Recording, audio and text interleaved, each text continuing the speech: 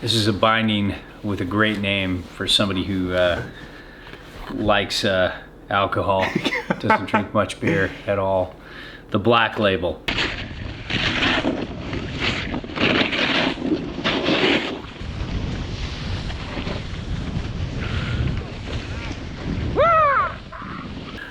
I love the base plate, how it's been minimized compared to the, you know, this is old Rome, and this is new Rome. There's just a lot less contact. You can see, you know, you kind of got a mini disc going where, you know, versus a full disc.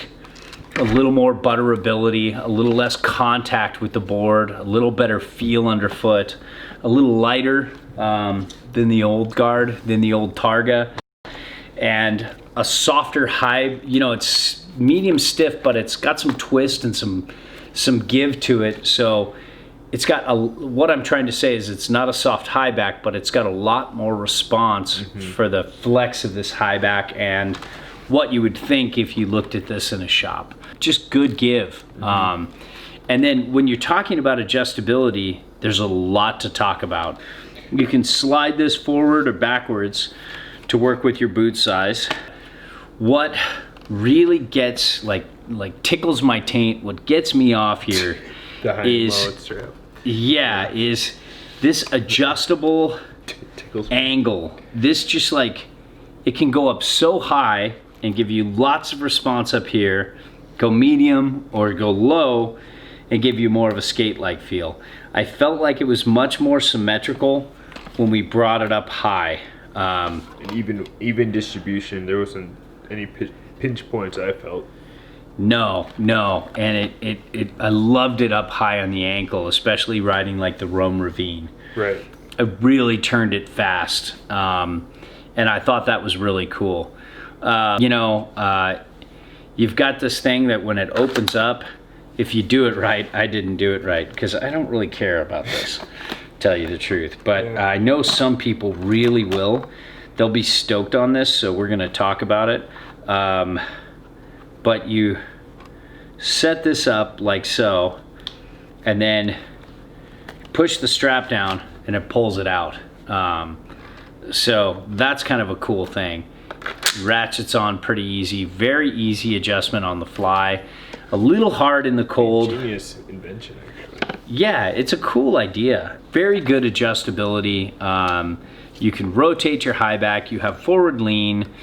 You can center the boot to the binding. Yep. You can adjust the canting system. It's the yes I can't. You can actually cant these in or out according to your stance. Oh yeah, that's right. So you can bend these in just like with the canted footbed that we use. They have a non-canted footbed right over there. You want to show you that? Yeah.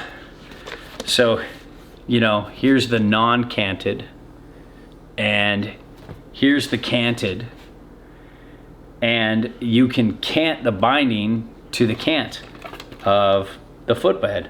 So you can lean this high back can go a little bit that way. That's really cool. And then these mini discs aren't perfect, but man, they have no middle spot here stopping you. So you can really slide this a good bit either way. Burton channel compatible. So if you can center the boot up proper, you can get probably the stance width you want. And mini disc bindings are much easier to get the stance width than regular disc because you just got those two and you're just moving this way and sliding back and forth. So you can probably slide this to the right stance width that you want. No compromises here. And the ratchet system I thought was okay. I didn't find it great. Did you? It like again, nothing to write home about. Yeah, this one feels smoother than the Crux. Yeah. But you know, really, it's the same. Yeah, Is it the same? It doesn't feel like it, but it looks like it. Yeah, it looks exactly the same. But it could just be like, hey, maybe this one's broken in more, or it's a demo. It was made better, but try this one. Yeah, maybe there's something we're not seeing. It's got that slider right there too, which is kind of cool. That keeps that in. But this one, this feels a lot nicer. doesn't it? And I don't know why they look the same, but maybe it's a different quality ratchet, at different price point. But this one's definitely heavier. Let's see. Would you? Pretty close. Yeah. Okay, wait. Check this one. Well, that was just the this is shit. This is a beast. Yeah. Yeah. This is heavier. Yeah, so the ratchet system and the boot support is really good. Like, it's really responsive and really supportive when you crank these up, you know, when you adjust this little thing here. So, on the black label now, and move this up, so I've got much higher ankle support, and trying that now. Oh yeah, there we go.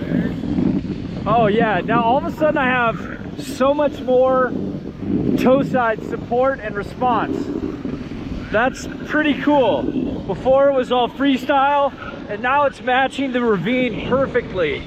Even though it's wider out over the binding, you know, it doesn't have this nice tight wrap. It just still feels super supportive. I really wish it had this ankle strap and this toe strap. Especially this ankle strap with like that high angle stuff would be really cool. But the ankle strap this ankle strap didn't really like piss me off. I just didn't feel as comfortable in this as I did in this. But this thing kind of pissed me off because it just keeps stretching. It just like when you put it on the boot and you try to, like, what I do is like the old ride bindings. Yeah, I like cranking down where there's no pressure points on the toe and really locking the heel loop in. Yeah. And then just being careful with the ankle strap to not give me too much pressure so I can ride all year. Yeah. And with this, it just kept opening up. And it's hard on this side and this side, but it just would hit the toe of the boot there and keep stretching. You know, turn initiation is so fast with this, I really didn't expect it. The higher you go, the further back you go, the more response, but I felt like about right here, it was pretty symmetrical edge to edge. Sure. Didn't you feel that? Yeah, I definitely felt that, yeah. Yeah. We had each binding set differently. Yeah. You definitely tell the difference. It was amazing. And it feels more so than like, you know, Burton bindings that have that one or two, or I mean 2 or 3 options to bring it up higher.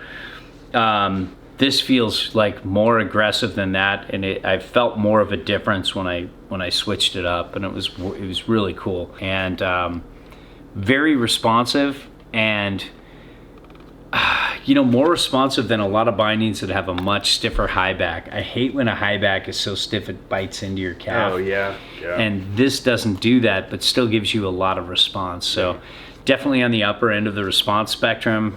Very good there in terms of butterability compared to most Rome bindings. I think it was still maybe a little bit behind, like, you know, like the Union Strata and like, you know, Burton bindings with their reflex technology and some other mini disc bindings out there, like the Haldors we tried the other day before getting on these. Those felt more buttery. Yeah.